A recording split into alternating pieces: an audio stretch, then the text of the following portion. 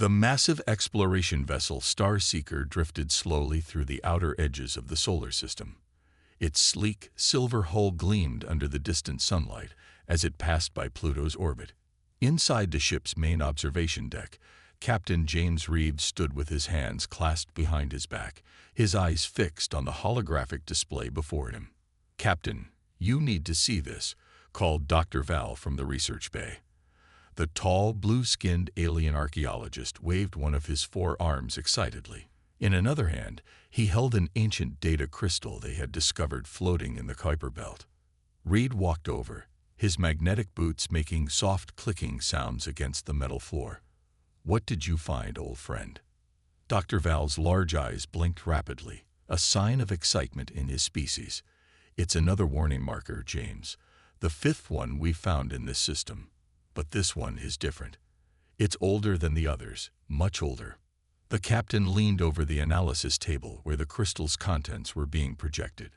Strange symbols floated in the air, slowly rotating as the ship's computer worked to translate them. "How old are we talking about?" "At least 50,000 years older than the other markers," Val replied, his voice trembling slightly. "And it's written in 15 different languages, most of them belonging to species that went extinct long ago." Reed frowned, all carrying the same message. Val nodded, his elongated head bobbing solemnly. "Yes, just like the others. Avoid the 3rd planet at all costs. The beings there cannot be contained." The captain walked back to the observation window, looking at the distant spot where Earth would be, though it wasn't visible from their current position. Their mission was simple: survey the solar system for potential mining operations. The Galactic Exploration Fleet had identified valuable mineral deposits throughout the system, particularly on that mysterious 3rd planet. "Send the data to Fleet Command," Reed ordered, turning to his command console. "Though I doubt it will change their minds. They've already dismissed the other warnings as primitive superstition." Just then, Chief Science Officer Marcus Thompson entered the observation deck. The younger officer's uniform bore the distinctive silver stripes of the Science Division. "Captain, we've completed the preliminary scan of the system. You won't believe what we found near Mars." Thompson activated the main display, showing a massive debris field orbiting the red planet. "It's artificial, sir, and based on our initial dating, it's about 30,000 years old." "A battlefield?" Reed asked, studying the scattered remains. "No, sir," Thompson replied, zooming in on several larger pieces. "It appears to be some kind of observation post, or rather what's left of one. Something destroyed it from the planet's surface.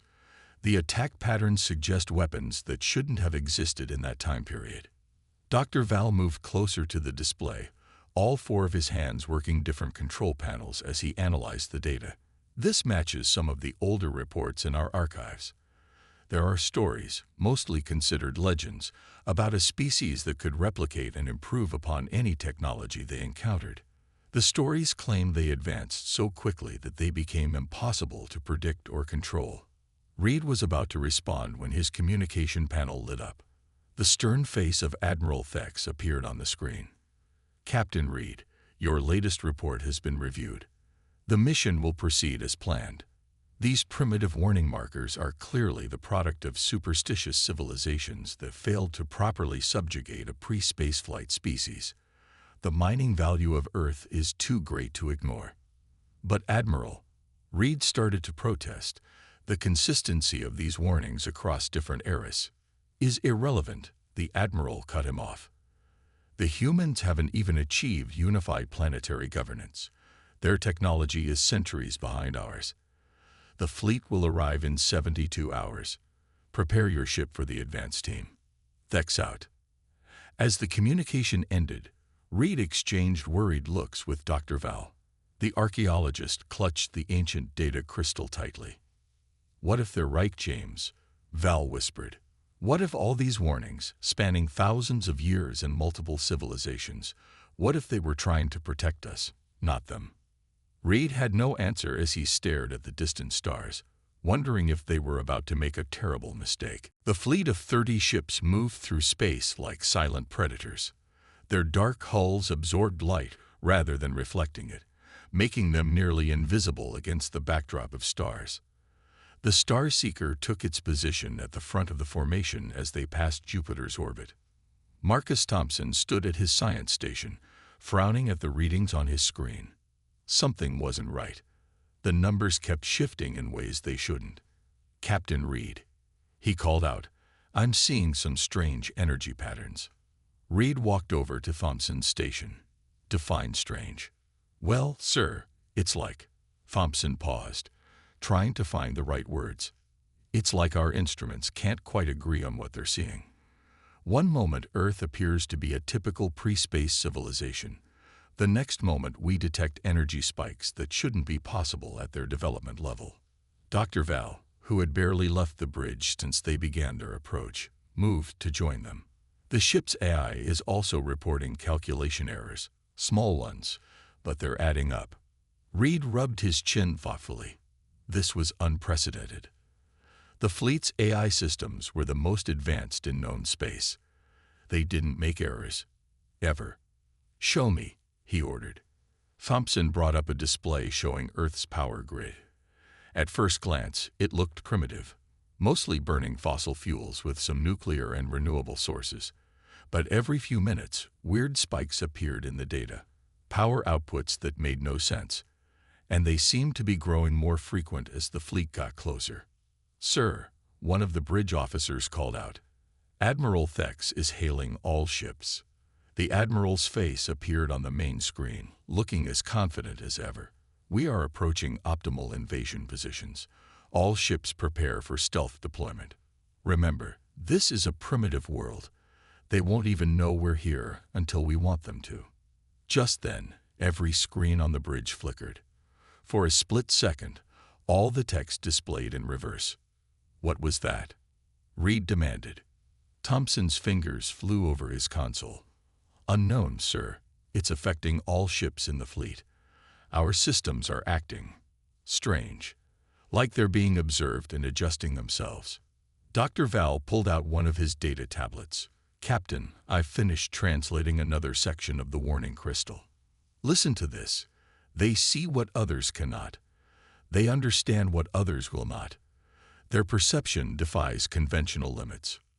Reed was about to respond when alarms started blaring across the bridge. Red warning lights flashed as the ship's computer announced, "Error. Stealthis systems malfunction. Recalibration required." "Impossible," Thompson muttered, frantically working at his station. "The stealth system is our most reliable technology.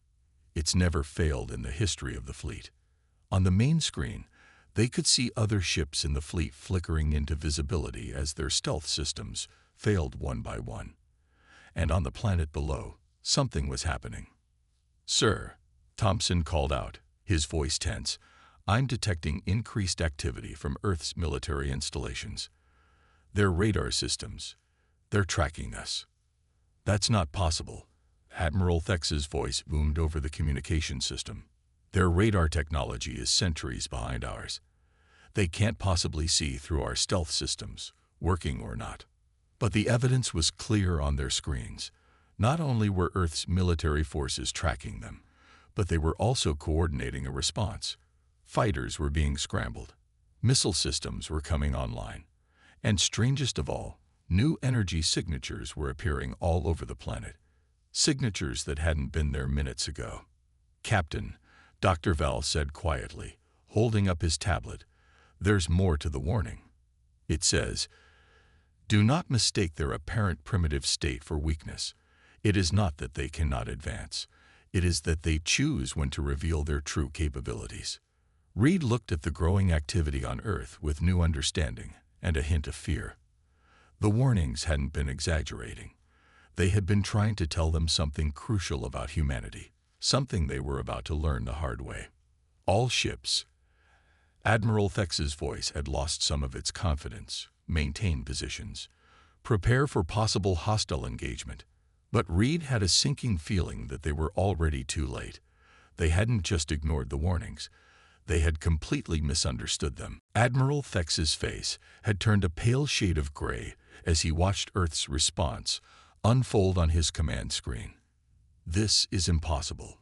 Begin the orbital dominance protocol. Show these primitives our true power. The fleet's ships moved into attack formation, their massive weapons charging with enough power to level cities. But something was wrong. The targeting systems weren't working properly. The supposedly perfect aim of their advanced computers kept shifting slightly off target. On the Star Seeker's bridge, Captain Reed watched in growing amazement as Earth's militaries coordinated their response with impossible speed. "Thompson, what are you seeing?" "Sir, this doesn't make sense," Thompson said, staring at his readings. "Their weapons are changing. It's like they're adapting. Every scan we make of their systems, they adjust to block it better the next time." A flash of light caught their attention. One of the fleet's smaller ships had moved too close to Earth's atmosphere. A barrage of missiles rose to meet it. The ship's commander wasn't worried. Their shields could easily handle primitive nuclear weapons. But these weren't normal missiles. The projectiles split apart just before impact, releasing clouds of strange particles that seemed to pass right through the alien shields. The small ship's systems went dark instantly, and it began falling toward Earth. How did they do that? Admiral Thex's voice shook with rage and fear. Those shields were designed to stop weapons 1,000 years more advanced than anything Earth should have. Dr. Val was frantically translating more of the ancient warnings. "Captain, listen to this part. They learn. Not in years or decades like other species, but in days or hours. What takes others centuries, they grasp in moments of need." Another flash lit up the sky. This time, it was Earth launching something new. Hundreds of small objects rose from different points around the planet, too many to track. They looked like simple satellites, but as they reached orbit, they began emitting energy patterns that made the fleet's sensors go haywire. "Sir," Thompson called out, his voice filled with disbelief, "they're not just copying our technology. They're improving it. These devices, they're using our own scan attempts against us. Every time we try to analyze their weapons, they learn more about our systems." Reed watched as more ships in the fleet began reporting system failures. The humans weren't just fighting back. They were adapting to alien technology faster than anyone had thought possible. "All ships, open fire," Admiral Thex ordered, panic evident in his voice. "Full power to all weapons." The fleet's ships launched their most devastating attack. Beams of energy that could crack planets streaked toward Earth. But at the last moment, those strange satellite devices activated together. The energy beams bent and twisted, most missing Earth completely. Those that did hit were somehow absorbed and redirected. "Captain," Dr. Val said quietly, "I understand now. The warnings weren't about humanity's weapons or technology. They were trying to tell us about their minds, their ability to understand and adapt." On the main screen, they could see new ships launching from Earth. They looked like crude copies of alien technology mixed with human design, but somehow they were working better than they should. Each human counterattack showed more understanding of the fleet's weaknesses. "All ships, retreat," Admiral Thex finally ordered. "Fall back beyond their moon's orbit." But as the fleet tried to withdraw, they realized something terrifying. The humans had already figured out how to disrupt their faster-than-light drives. The fleet was trapped. Reed looked at the final translation Dr. Val had made. "To engage humanity is to teach them. Each attack makes them stronger. Each defense makes them smarter. They are the ultimate students of war and peace, and they learn fastest when challenged." The captain watched as more human ships rose from Earth, each one different, each one a new experiment in combining human innovation with stolen alien knowledge. They hadn't just awakened a sleeping giant. They had walked into a classroom where humanity was the teacher, not the student. 3 days had passed since the fleet's failed attack. Captain Reed stood in what they now called the observation room, watching videos from Earth's public broadcasts. The humans weren't hiding anymore. They were showing their work openly, almost like they were proud to share what they had learned. "It should be impossible," Thompson said, replaying a clip of humans taking apart a captured alien engine. "They didn't even have space travel a week ago. Now look at them." The video showed teams of engineers not just studying the alien technology, but improving it. Where alien engines needed rare materials, humans found common replacements. Where alien computers used quantum processes, humans created simpler but somehow more effective versions. Another ship down, the bridge officer reported. This time, it was one of the fleet's biggest vessels. The humans hadn't destroyed it. They had simply shut it down and were now towing it to Earth using their hybrid ships. Dr. Val entered the room, all four arms carrying different data tablets. "Captain, you need to see this. The humans, they're posting their discoveries online. They're sharing everything they learn with everyone on their planet." Reed watched in amazement as Val showed him Earth's internet. Thousands of scientists, engineers, and even regular people were working together. They shared ideas, solved problems, and built on each other's work at an incredible speed. "Look at this thread." Val pointed to one screen. "Someone in what they call India found a flaw in our shield design. Within an hour, people in Brazil, Kenya, and Canada had not only confirmed it, but developed 3 different ways to exploit it. They're working together across their whole planet." Thompson pulled up his own readings. "Sir, their adaptation rate is unlike anything we've ever seen. Problems that took our best scientists years to solve, they're solving in days, sometimes hours. And they're not just copying. They're improving everything they touch." On the main screen, they watched as humans launched their newest ships. These vessels looked nothing like the fleet's ships. They were ugly, wrapped in improvised armor, and bristling with a mix of human and alien weapons. But they worked. They worked better than they had any right to. "Admiral Thex is calling all ships," the communication officer announced. The Admiral's face appeared on screen, looking tired and defeated. "The humans have sent us a message. He paused, seeming embarrassed. "They want to thank us." "Thank us?" Reed asked, confused. "Yes, they say we've helped them advance their technology by centuries. They're grateful for the learning opportunity." The Admiral's voice was bitter. "They've also offered to return our captured ships and crew in exchange for technical discussions. They want to trade knowledge." Reed looked at Dr. Val, who was studying another ancient warning text. "What does it say?" "It's fascinating," Val replied. "This warning is different from the others. It says, 'Do not mistake their curiosity for weakness. Their greatest weapon is not their strength or their technology. It is their endless desire to understand, to learn, to improve. Every challenge makes them stronger. Every obstacle makes them smarter." Thompson laughed softly. "They're like children who found a new toy. They don't want to destroy it. They want to know how it works, how to make it better." On the screens around them, more videos played. Humans were already mass-producing improved versions of alien technology. They had taken complex alien designs and somehow made them simpler, cheaper, and more efficient. They worked together across countries and cultures, sharing every discovery freely. "I understand now," Reed said quietly. The ancient warnings weren't about Earth being dangerous because humans were violent or aggressive.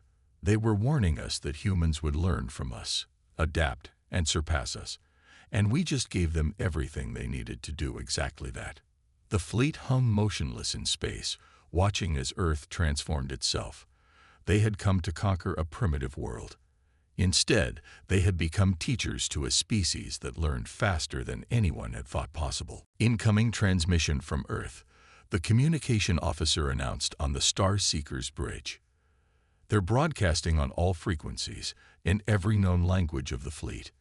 Captain Reed straightened his uniform. "Put it on the main screen." A human appeared on the screen, wearing what looked like a hastily modified version of a fleet uniform. "This is Earth's Combined Defense Force. Your shields are about to fail. Please don't try to resist. We don't want to harm anyone." Before Admiral Thex could respond, alarms blared across every ship in the fleet. Their supposedly impenetrable shields flickered and died. Earth's hybrid ships moved forward, surrounding the fleet with practiced ease.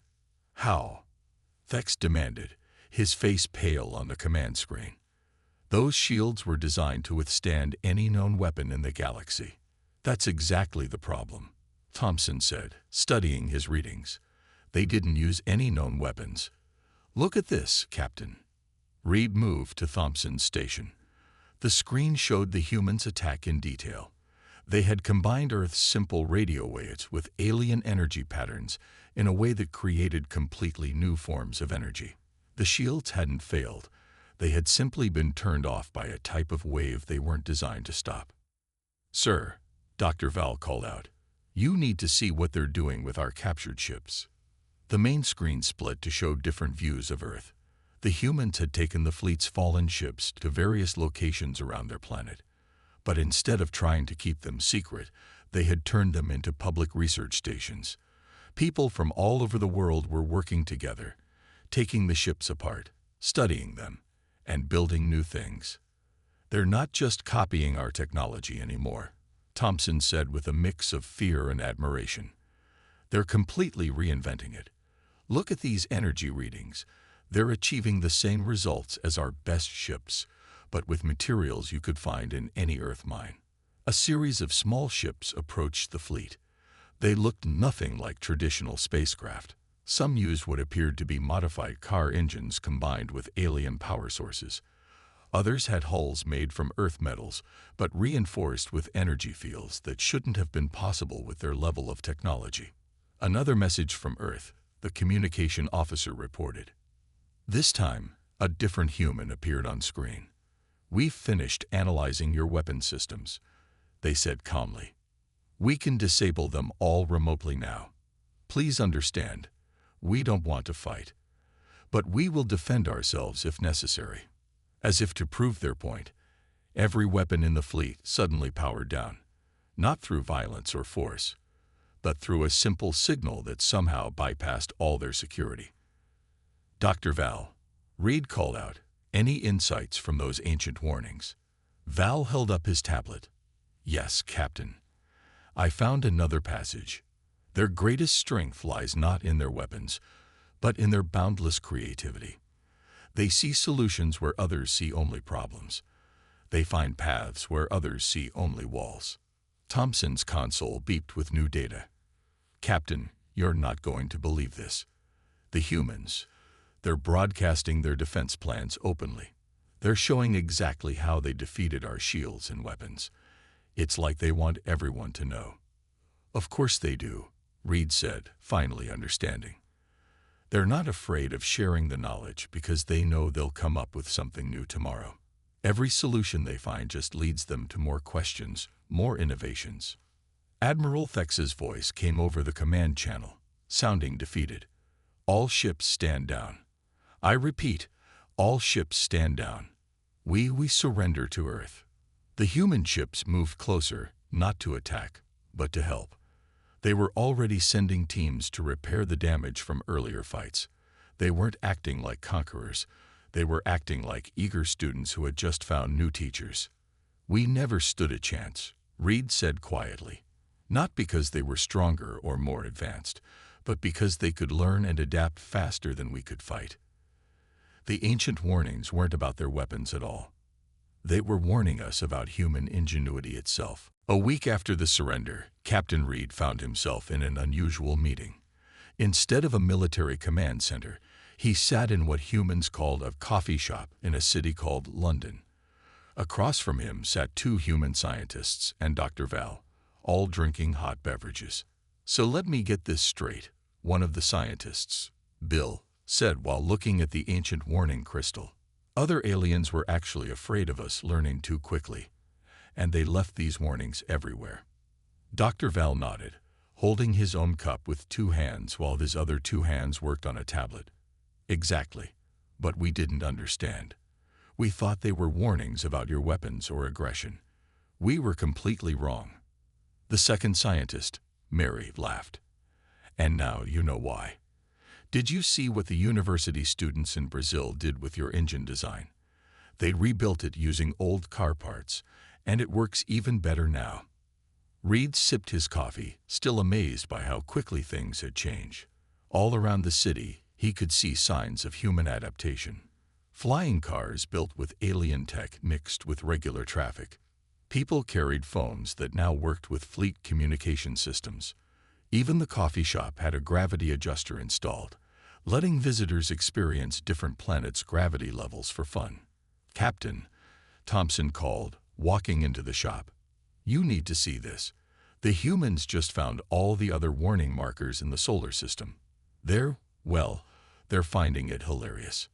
On Thompson's tablet, social media sites were filled with memes and jokes about the warnings. Humans had taken what was meant to be scary and turned it into entertainment. They weren't insulted by the warnings. They were proud of them. "We've received a message from Earth's United Council," Thompson continued. "They want to propose something unusual to the fleet. More unusual than everything else this week." Reed asked, raising an eyebrow. "They want to establish a knowledge exchange program, not just taking our technology, but sharing their ideas too. They think combining our experience with their innovation could benefit everyone." Dr. Val nearly spilled his drink in excitement. "Captain, that matches perfectly with what I just finished translating. Look at this part of the warning. Their true power lies not in taking knowledge, but in how they share it. They learn together, grow together, and lift others up with them." Mary nodded enthusiastically. "That's exactly right. Look, we've already started." She showed them a website where humans worldwide were posting improvements to alien technology. But they weren't keeping the ideas secret. They were sharing everything openly, letting others build on their work. "Admiral Thex is calling," Thompson said, holding out his tablet. The Admiral's face appeared on screen, looking surprisingly calm. "Captain Reed, the fleet has received Earth's proposal. After seeing their capabilities, we're inclined to accept. They've proven they could take our technology by force, but instead, they want to trade knowledge fairly." "It's not what we expected." Bill grinned. "Of course not. Why fight when we can all learn from each other? Besides, you guys must have some really cool stuff we haven't figured out yet. We can't wait to see it." Reed looked around the coffee shop again. Humans and a few alien crew members sat together, sharing ideas and stories. On the wall, a TV showed scientists from around the world working together with fleet engineers, creating new technologies that neither side could have made alone. "We completely misunderstood the warnings," Reed said quietly. "They weren't trying to protect the galaxy from humanity. They were trying to protect us from our own assumptions. Humans didn't want to conquer us. They just wanted to learn from us, to grow with us." Dr. Val held up his tablet one more time. "The final line of the warning makes sense now. They will either be your greatest enemy or your greatest teachers. The choice will be yours to make." 1 year after the fleet's arrival, Captain Reeves stood on the observation deck of the new International Space Station. The massive structure combined human ingenuity with alien technology, creating something neither civilization could have built alone. Earth's first official galactic embassy hung in orbit nearby, its design a perfect blend of human creativity and alien engineering. "Hard to believe it's only been a year," Thompson said, joining him at the window. Below them, Earth glowed with new energy signatures. Cities sparkled with a mix of old and new technology. Flying vehicles moved between buildings in orderly lines. It was a world transformed, but still uniquely human. "Captain," Dr. Val called from his new research station, "the last piece of the Warning Crystal Archive is ready for display. The humans want to put it in their new Space History Museum." Reed walked over to examine the display. The crystal's warnings, once seen as threats, were now preserved as the beginning of Earth's emergence into the galactic community. Beside it sat newer crystals, created by humans, ready to be placed throughout the solar system. "What do the new warnings say?" Reed asked, though he already knew the answer. Thompson smiled and read from the screen. Welcome to Earth's solar system. Here you will find humanity, a species that learns, adapts, and shares. Approach with an open mind, for they will show you possibilities you never imagined. The station's communication system activated. Admiral Thex's face appeared, but he looked different now. Happier, less rigid. A year of working with humans had changed him too. Captain Reed, he said warmly, the first group of human teachers has arrived at the Fleet Academy. You won't believe what they've already done to improve our training programs. They've made everything simpler, more efficient, and somehow more effective. Of course they have, Reed replied with a laugh. That's what humans do. They see things differently than we do. They find simple solutions to complex problems. Dr. Val waved all four arms excitedly. And have you seen their latest improvements to our medical technology? They combine their primitive chemical medicines with our advanced treatments. The results are better than either approach alone. The observation deck's door opened, and Bill and Mary walked in, wearing the new Earth Space Force uniforms. The designs combined fleet styling with human comfort and practicality. Ready for the announcement? Mary asked, grinning. We're about to broadcast across every human and fleet channel. Reed nodded, and they all turned to face the camera. The red light blinked on, and billions of humans and aliens watched together. 1 year ago, Reed began, we came to Earth as invaders, ignoring ancient warnings about this remarkable planet. Today, we return to space together as partners, as teachers and students, as friends. Bill stepped forward. Today, Earth officially joins the galactic community, not as a conquered world or even just an equal member, but as a center of innovation and learning. Our doors are open to all species who wish to learn and grow together. The ancient warnings remain, Mary added, but their meaning has changed. They no longer warn others to stay away from Earth. Instead, they invite everyone to come and see what's possible when different species work together. The camera panned to show Earth below, where countless lights twinkled with both old and new energy signatures. Human cities now hosted alien visitors, while human teachers spread across the galaxy, sharing their unique way of seeing and solving problems.